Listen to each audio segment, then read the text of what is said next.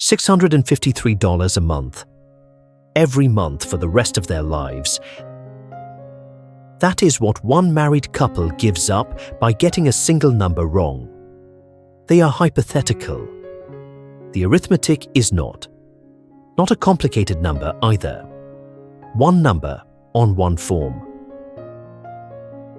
The number is their full retirement age. And 65, the number most of us grew up hearing, has not been the right answer for a very long time. Here is the part that almost nothing explains properly. 65 is a Medicare age. It is not a Social Security age. Two different programs, two different deadlines. Treating them as one date is exactly what costs this couple $653 a month. So 65 is not a wrong number. It is an expired one. In the next few minutes, I am going to show you three things. What your actual full retirement age is to the month. Exactly what claiming at the wrong age costs with the arithmetic on screen. And the Medicare mistake that catches people going in both directions, because you can lose money by enrolling too late and you can lose money by claiming too early. Let me give you your number first, because that is probably why you are here. Your full retirement age depends on one thing only: the year you were born. If you were born in 1960 or later, it is 67. If you were born between 1955 and 1959, it steps up 2 months at a time. 66 and 2 months, 66 and 4, and so on, up to 66 and 10. And if you were born between 1943 and 1954, it is a flat 66, with no increase at all across those 12 birth years. That table comes from the Social Security Administration's own actuaries, and the link is in the description. Find your year. Write down the age. To the month. Two things that do not change. The earliest anyone can start retirement benefits is still 62. And the schedule stops at 67. 1960 and later is the end of the road, and there is no further increase currently written into the table. Why did it move at all?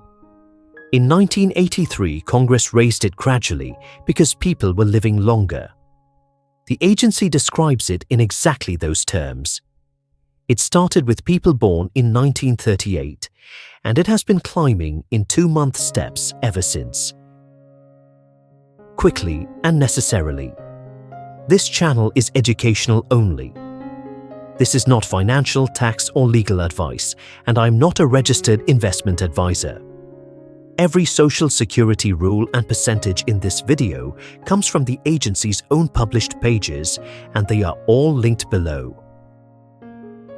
Now the money. Margaret was born in 1958. David was born in 1961. They are married and they assumed they had the same full retirement age. They do not. Margaret's is 66 and 8 months. David's is 67. Same household, 4 months apart purely because of birth year. Say Margaret's benefit at her full retirement age would be $2,400 a month. And David's would be $2,900. Both of them claim at 65 because they believe 65 is full retirement. For Margaret, 65 is 20 months early. Those 20 months cost her 11.1% of her check. $2,400 becomes about $2,133. For David, it is worse because his full retirement age is further away. 65 is 24 months early for him. That is a cut of 13.3%. $2,900 becomes about $2,513. Here is the rule doing that work. For the first 36 months before full retirement age, your own retirement benefit is reduced by 0.5% per month. Beyond 36 months, it is 5/12 of 1% for each additional month. Now add the two of them together. Claiming at 65, the household receives about $4,646 a month.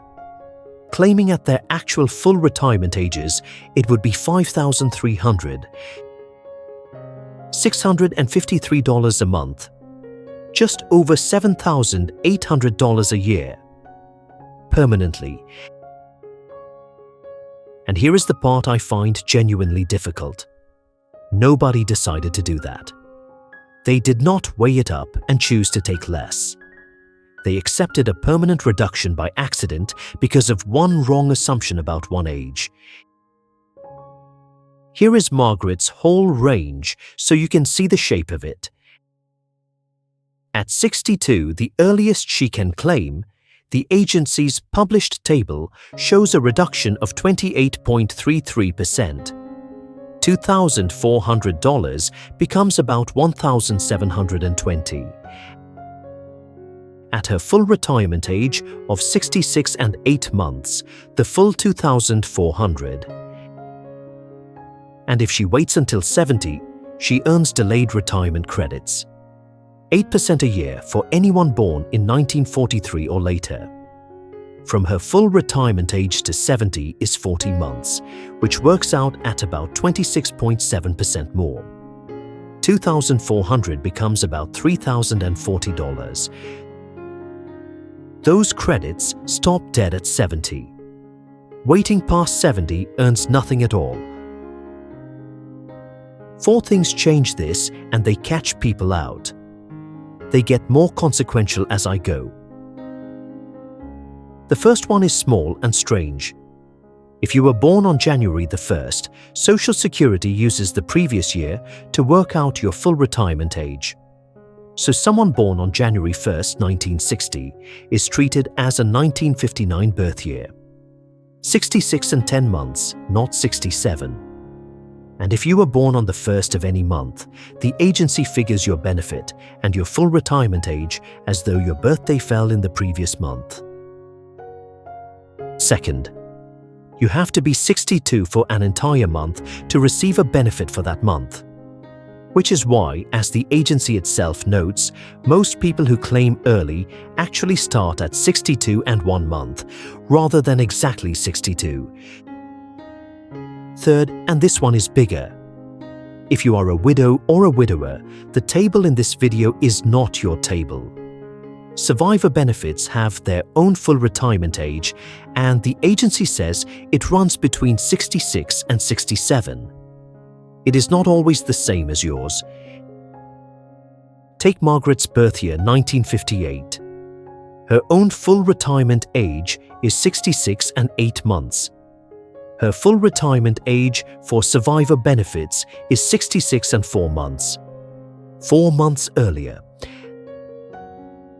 That gap matters more than it sounds, because it means the decision arrives sooner than everything else in this video would lead you to expect. The agency publishes a separate calculator for survivor full retirement age, and I have put the link below. Please use that one rather than the table here. And fourth, this is the one that costs the most, and it is the reason I opened this video the way I did. 65 is a Medicare age. It is not a Social Security age. Here is how the two get tangled. 65 is when you sign up for Medicare. For a great many people, that is the first piece of retirement paperwork they ever file. So it is easy to treat that same moment as the point where you claim Social Security as well. The paperwork feels like one event. It is not. 2 programs, 2 ages. Medicare eligibility is 65 for most people. Your full retirement age for Social Security is almost certainly later than that. Treating them as the same date means claiming early without ever deciding to claim early, which is precisely what happened to Margaret and David. Now the other direction, and this is the part people miss. If you decide to delay your Social Security past 65, the agency says you should still apply for Medicare within 3 months of your 65th birthday. In its own words, if you wait longer, your Medicare medical insurance, Part B, and your prescription drug coverage, Part D, may cost you more money. There is an important exception to that, and it applies to a lot of people who are still working. If you are covered by an employer group health plan, the agency says it may make sense to sign up later and that there are no penalties for adding Part B while you are still working and still covered. So whether 65 is genuinely your Medicare deadline depends on whether you still have workplace coverage. So the two ages come apart in both directions. Medicare at 65 for most people, and sooner rather than later if you do not have workplace coverage. Social Security whenever the math and your circumstances actually support it. Many people in this situation find it helps to write both dates on the same piece of paper, precisely because the system will not do it for them. One more thing, and I want to be straight with you about it. That $653 a month is a comparison of monthly amounts. It is not the whole picture, and I am not going to pretend it is. Claiming at 65 also means collecting for 20 or 24 months longer than waiting would. So the lifetime comparison is a genuinely different calculation, and it depends on how long each person lives. What that number does show is the permanent size of the monthly reduction. Whether the trade is worth making is the break-even question, and that deserves its own video. I will link it when it is up. 3 things to take away. 1. Your full retirement age depends on your birth year. Born in 1960 or later, it is 67.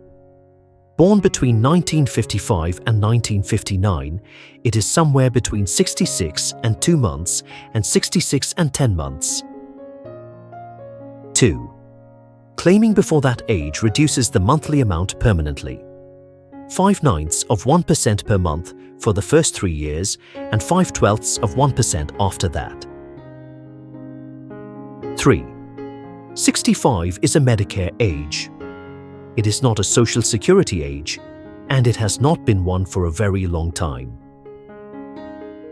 Here is what you can check on your own today without talking to anyone. Find your birth year in the table from the Social Security Administration. The link is below. Write down your full retirement age to the month.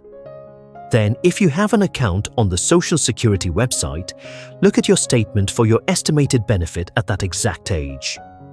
Those 2 numbers together are the starting point for every other retirement decision you will make. If this was useful, subscribe. I publish one of these every weekday morning. No products, no commissions, just the math.